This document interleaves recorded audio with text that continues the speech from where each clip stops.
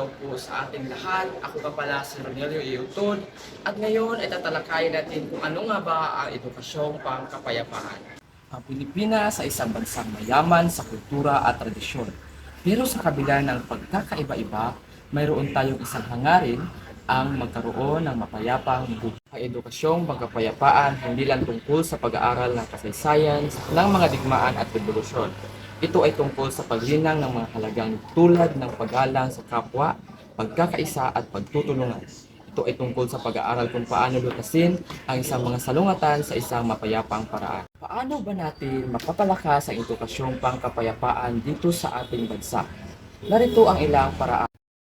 Una, sa paaralan. Ang paaralan ay may malaking papel sa pagtuturo sa mga kabataan ng mga mahalaga. Ano nga ba makikipagkaisa sa mga mamamayan?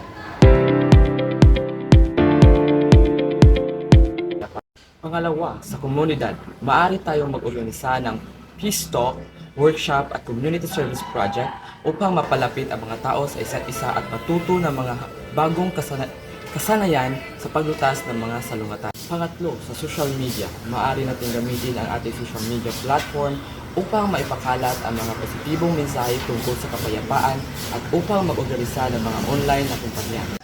Ang edukasyong pagkapayapaan ay isang pamumuhunan sa ating kinabukasan. Kaya naman, hinihikayat ko kayo na maging bahagi ng pagbabago magsimula sa ating sarili, sa ating pamilya at sa ating komunidad. Magtulungan tayo upang mabuo ang isang Pilipinas na mapayapa. Maraming salamat sa panonood. Huwag kalimutan na mag-like at mag-share at mag-comment at mag-subscribe sa ating channel para sa mga susunod na video.